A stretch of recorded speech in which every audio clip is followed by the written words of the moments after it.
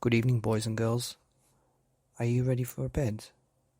Are you ready for another Lights Out story? This is the Lights Out podcast, where we put together stories for you. There's some famous ones, and there's some amazing new authors, and then there's me and my improvised stories by E3D. Well, I love this author, Jill Murphy. She was the author of On the Way Home, which was one of the first books my daughter really loved.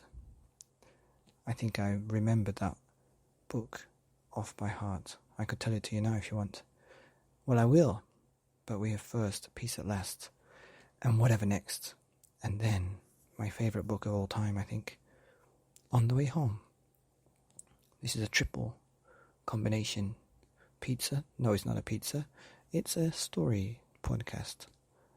Anyway, this is Jill Murphy. Well, it's me reading Jill Murphy, but hope you like it. This episode is dedicated to all my family in the UK. Love you lots, miss you lots. Let's enjoy these 3 stories. Once upon a time. Peace at last.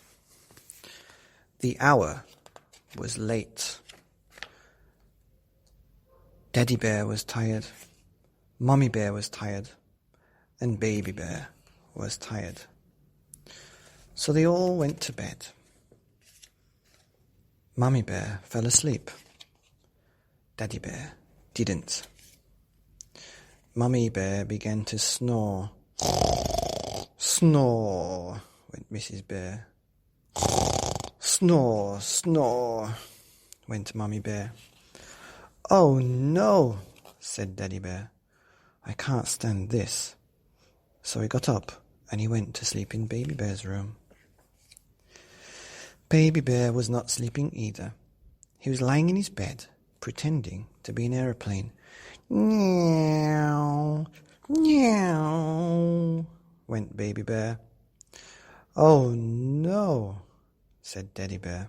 I can't stand this. So he got up and he went to sleep in the living room. Tick-tock, went the living room clock. Tick-tock, tick-tock, cuckoo, cuckoo. Oh no, said Daddy Bear. I can't stand this. So he went off to sleep in the kitchen. Drip, drip, went the leaky kitchen tap. Hum, went the refrigerator. Oh no, said Daddy Bear. I can't stand this. So he got up and he went to sleep in the garden. Well, you would not believe what noises there are in the garden at night. Tweet-woo, tweet-woo, went the owl. Snuffle, snuffle, snuffle, snuffle, went the hedgehog. Meow, sang the cats on the wall. Oh no, said Daddy Bear. I can't stand this. So he went off to sleep in the car.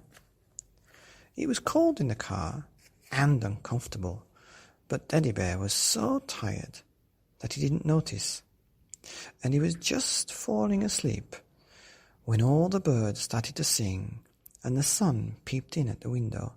Tweet, tweet, went the birds. Shine, shine, went the sun. Oh no, said Daddy Bear. I can't stand this. So he got up and he went back into the house.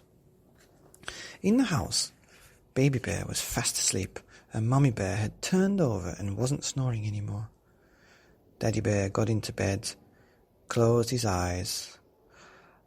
Peace at last, he said to himself. Brrrr, went the alarm clock. Brrrr. Mummy Bear sat up and rubbed her eyes. Oh, good morning, dear, she said. Did you sleep well? Not very well, dear, yawned Teddy Bear. Never mind, said Mummy Bear. I'll bring you a nice cup of tea. And she did. The end. Whatever next? Can I go to the moon? asked Baby Bear. No, you can't, said Mummy Bear. It's bath time. Anyway, you'd have to find a rocket first. Baby Bear found a rocket in the cupboard under the stairs.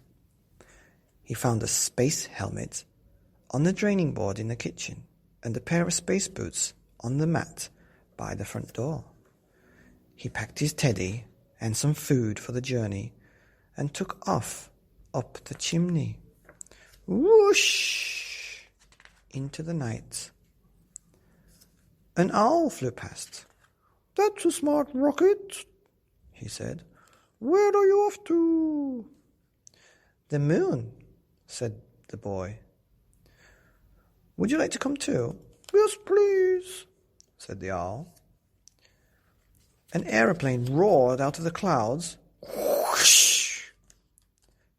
Baby Bear waved, and some of the passengers waved back. On and on they flew, up and up above the clouds, past millions of stars, till at last they landed on the moon. Oh, there's nobody here, said Baby Bear. There are no trees, said the owl. It's a bit boring, said Baby Bear. Shall we have a picnic? That's a good idea, said the owl. And so they had a picnic. Oh, we'd better go, said the Baby Bear. My bath must be ready now. And off they went, down and down. The owl got out and flew away. Goodbye, he said. It was nice to meet you. Goodbye, owl, said the bear. It rained, and the rain dripped through the Baby Bear's helmet and made the box all wet. Home went Baby Bear back down the chimney and onto the living room carpet with a bump. Mrs. Bear came into the room. Look at the state of you, she gasped, as she led him away to the bathroom. Why, you look as if you'd been up the chimney. As a matter of fact, Mum, said Baby Bear, I have been up the chimney. I found a rocket and I went to visit the moon. Mummy Bear laughed. You and your story, she said. Whatever next? The end. On the way home. Once upon a time there was a girl called Claire. Claire had a bad knee, so she set off home to tell her mum all about it. On the way home, Claire met her friend Abigail. Look at my bad knee, said Claire. How did you do it? Asked Abigail. Well, said Claire, there was a very big bad wolf, and it came sneaking up behind me as I passed by, and it tried to take me home for its tea. But I screamed for help, and a woodcutter came and chased the wolf away. And the wolf dropped me, and that's how I got my bad knee. Gosh, said Abigail. Then Claire met her friend Paul. Look at my bad knee, said Claire. How did you do it? Asked Paul. Well, said Claire, there was a vast flying saucer, and it came zooming out of the sky and tried to carry me off to a distant planet. But I struggled free just in time and fell crashing to the earth far below, and that's how I got my bad knee. Good gracious me, gasped Paul. Then Claire met her friend Armagit. Look at my bad knee, said Claire. How did you do it? Asked Armagit. Well, said Claire, there was a huge, hungry crocodile, and it came lumbering out of the canal as I passed by, and it tried to pull me into the water. But I crammed a piece of wood between its jaws, and it was so cross that it knocked me over with its tail, and that's how I got my bad knee. How dreadful, said Armagit. Then Claire met her friend Robert. Look at my bad knee, said Claire. How did you do it? Asked Robert. Well, said Claire, there was a big fat snake, and it came slithering out of a tree, and it wrapped itself around me, and it squeezed and squashed, but I tickled it until it couldn't stop laughing, and it dropped me, and that's how I got my bad knee." "Oh, I say," gasped Robert. Then Claire met her friend Samantha. "Hiya, Samantha. Have you seen my bad knee? Look at this." "How did you do that?" asked Samantha. "Well," said Claire, "there was an enormous dragon, and it came soaring out of the clouds, and it picked me up in its claws. But I gave it such a big kick in its belly that it dropped me, and I fell for miles and miles through the air, and that's how I got my bad knee." "Core blimey," said Samantha. Then Claire met her friend Nick. "Look at this, look at my bad knee," said Claire. "How did you do that?" asked Nick. "Well," said Claire, "there was a great hairy gorilla, and it came creeping out of a garage as I passed by, and it tried to drag me away. But I stamped on its toes so hard, it let me fall to the ground with a bump, and that's how I got my bad knee. And I didn't cry." "Crumbs," said Nick. Then Claire met her friend Celia. "Hey, Celia, look at my bad knee," she said. "How did you do it?" asked Celia.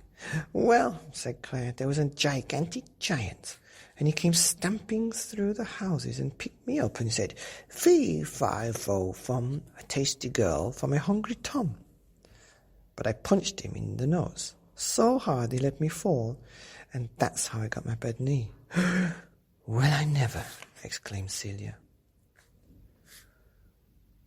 Claire was almost home, and then she met her friend Jonathan. "Look at my bad knee," said Claire. "How did you do that?" asked Jonathan. "Well," said Claire, "there was a ghastly ghost, and it came gliding out of a gloomy graveyard as I passed by, and he went, 'Ooh!' But I ran away so fast, I left it behind, and then I tripped over, and that's how I got my bad knee." "Wow," said Jonathan. Then Claire met her friend Hannah. "Look at my bad knee," said Claire.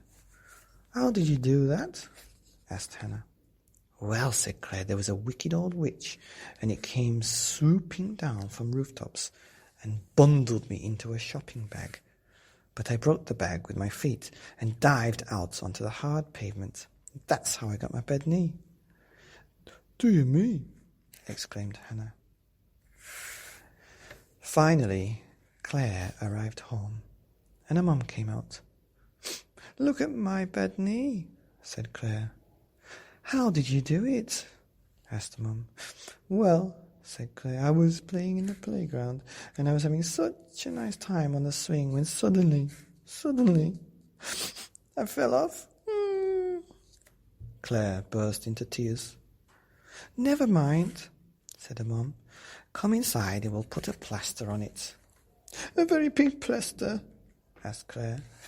"The biggest in the whole box," said her mum. The end.